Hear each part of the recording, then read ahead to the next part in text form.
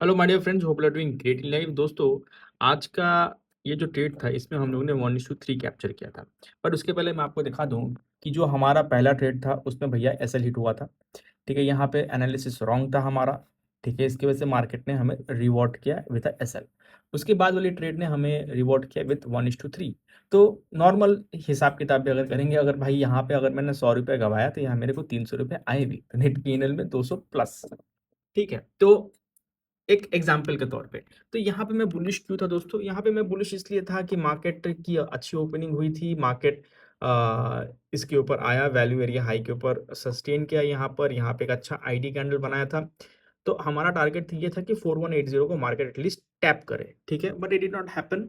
ठीक है, मार्केट यहीं पे कंसोलिडेट कर गया, यहाँ पे एसटीपी बनाया, पुअर हाई भी बनाया, एंड मार्केट यहाँ से कोलैप्स कर गया फिर से यहाँ यहाँ के लिए। ठीक है, बट उसके पहले सबसे पहले इस वीडियो को एंड तक देखिए ताकि आपको ऑर्डर फ्लो का कुछ अच्छा इंसाइट्स पता चले। यहाँ पे तो आपको समझ में आ गया होगा। अब ऑर्डर फ्लो के नजरिए से देखते हैं, ऑर्डर फ्लो में क्या हुआ था, हमने डाउनसाइड का ट्रेड कैसे लिया।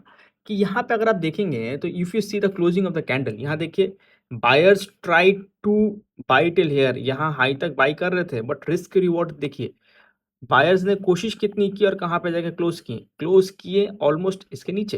तो यहाँ पे अच्छा खासा बाइंग एब्जॉर्प्शन हुआ था। ठीक है, सेकंड वाली जो कैंडल थी उसने क्या किया, ये जो बहुत एक हेल्दी कैंडल है जिसको हम as a ID candle consider कर सकते हैं। इसमें जो पॉकेट पोजीशंस है, this is a pocket position, this is the pocket position, this like colour is also pocket position, इन सबको इस कैंडल ने ब्रेक किया।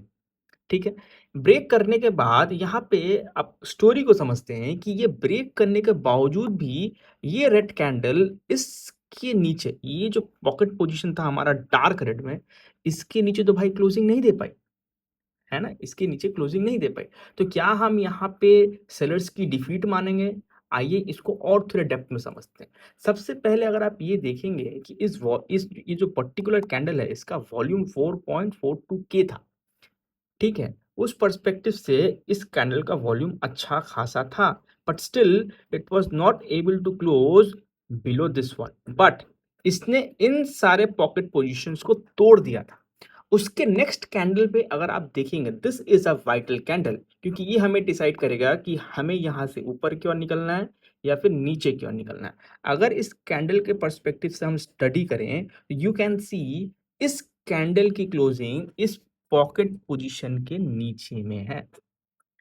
ठीक है, दैट मीन्स यहाँ पे बायर्स ने कोशिश तो की कि इसको फॉलो थ्रू दें हम, but they were not able to do, and it closed below this pocket positions. इसको हम एज एडवांस आईडी भी ट्रीट करते हैं, and that is the reason यहाँ पर हम लोगों ने सेल साइड का प्लान किया।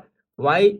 एक तो यहाँ पे बायर सेलर्स एग्रेसिव तरीके से आए, बट यहाँ पे जो बायर्स ने इनको होल्ड किया था वो यहाँ पर इसको फॉलो थ्रू नहीं दे पाए, and that is the reason we consider it as a defeat from the buyer side, and we went with the sellers. यहाँ पे अगर कोई वेट करके ट्रेड लेता तो और अच्छा ट्रेड मिलता, क्योंकि यहाँ पे 1 2 3 का सेटअप बना इस कैंडल पर्टिकुलर कैंडल में, बट हम लोगों ने यहीं पे ट्रेड ले लिया था।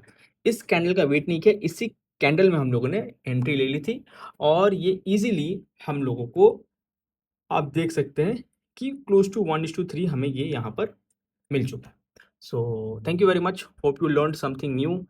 कैंडल की क्लोजिंग्स बहुत इंपॉर्टेंट होती है। ठीक है, थैंक यू।